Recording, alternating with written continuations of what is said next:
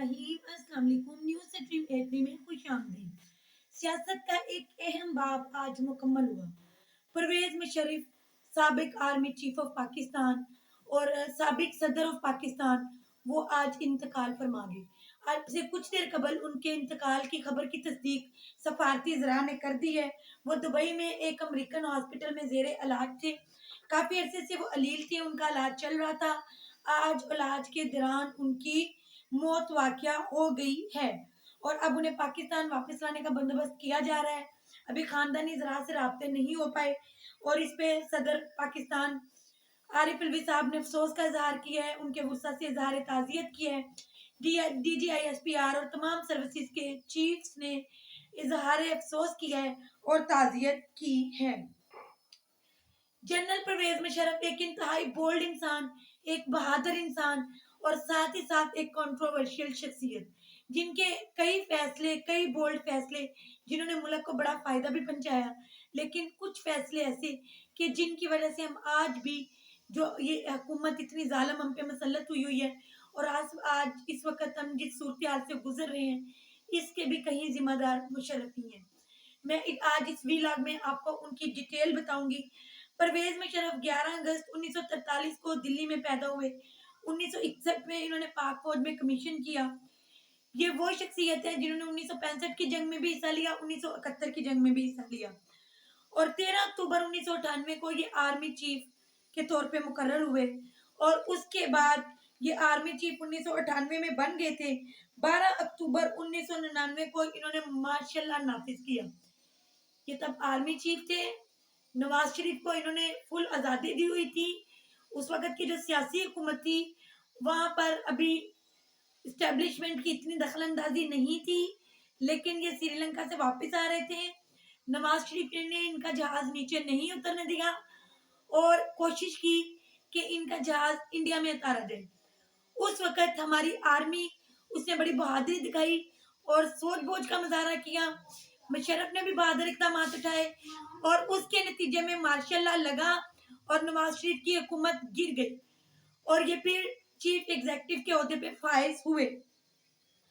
उसके बाद इन्होंने 2002 में बाकायदा रेफरेंडम करवा के ये सदर मुंतखब हो गए।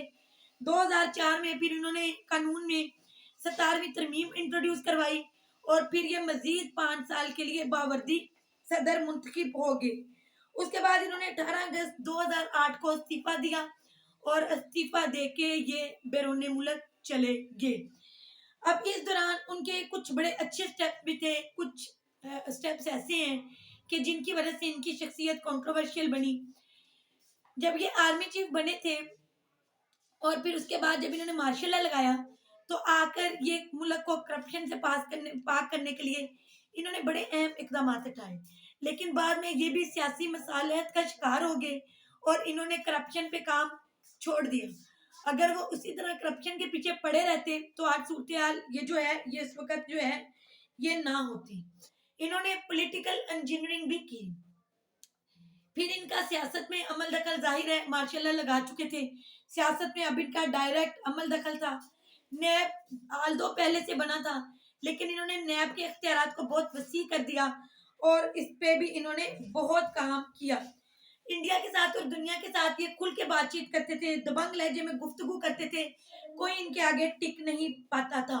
इनका जो सबसे कंट्रोवर्शियल फैसला था वो ये था कि जब इनके तालिबान ने अमेरिका के साथ जंग लड़ी, अमेरिका उस वक्त जब पाकिस्तान से उन्होंने राब्ता किया तो पाकिस्तान ने, मुशर्रफ ने ये फैसला किया कि हम अमेरिका के इत्तेहादी बनेंगे और अमेरिका के इत्तेहादी बन के तालिबान से जंग लड़ेंगे।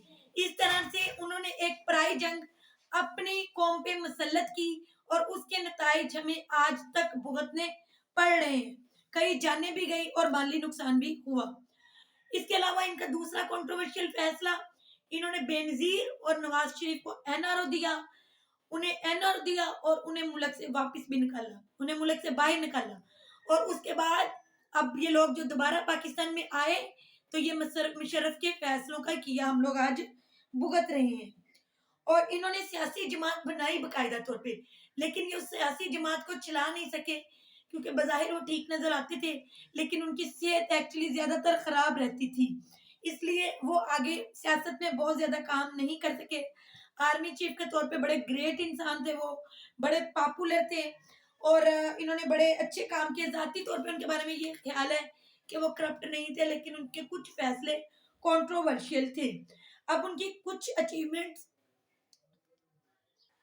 جو میں آپ کو بتاتی جاؤں تو ایک یہ کہ وہ جب آئے تھے تو فیکس آمدنی $400 تھی، جو ان کے دور میں بڑھ کے $1400 سالانہ ہوئی.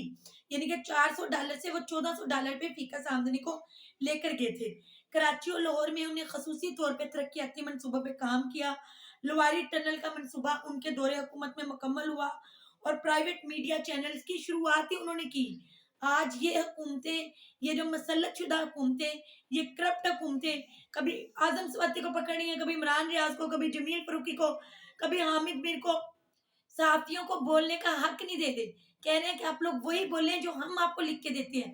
لیکن مشرف وہ بندہ تھا جس نے ایک بہادر قدم اٹھایا، پرائیویٹ میڈیا چینلز کی شروعات کی اور صحافیوں کو بولنے کی آزادی دی کہ وہ اپنا بیانیہ عوام کے سامنے رکھ سکیں، حقائق عوام کو دکھا سکیں. اس کے بعد ان کے دور میں آئی ٹی کے شعبے میں بہت زیادہ ترقی ہوئی اور درجن سے زائد پرائیویٹ بینکس ان کے دور میں وجود میں آئے اور کوسٹل ہائی ویز فیصلہ آباد، مری، پشاور، سیالکوٹ پہ انہوں نے کام مکمل کیا. یہ بھی ان کی ایک اچیومنٹ ہے. اس کے بعد انہوں نے J F Thunder, Mirani dam اور رتو ڈیرو گوادر کی شاہراہ پہ بھی کام کیا اور کچھی کنال پہ انہوں نے خصوصی طور پہ کام کیا. پاکستان اسٹیل مل نہ صرف یہ کہ ان کے دور میں بحال ہوئی بلکہ وہ منافع بخش بھی رہی. ملتان آئل ریفائنری کا منصوبہ بھی مکمل کیا. یہ ان کی اچیومنٹ تھی. ذاتی طور پہ کرپٹ نہیں تھے، بڑا کام انہوں نے کیا اس ملک کے لیے. وہ ایک اہم شخصیت ہے اس ملک کی سیاست میں. مجھے بھی بہت افسوس ہے. اللہ پاک ان کی مغفرت فرمائے اور انہیں جنت میں اعلیٰ مقام عطا فرمائے اور ان کے ورثہ کو صبر عطا فرمائے. اب تک کے لیے اتنا ہی. نیکسٹ ویلاگ میں نیوز کے ساتھ جتنی بھی نئی خبریں ہیں، جتنی بھی ڈیولپمنٹس ہیں، اس سے آپ کو آگاہ کروں گی. اللہ تعالیٰ آپ کو ایمان والی صحت والی زندگی عطا فرمائے. اللہ حافظ.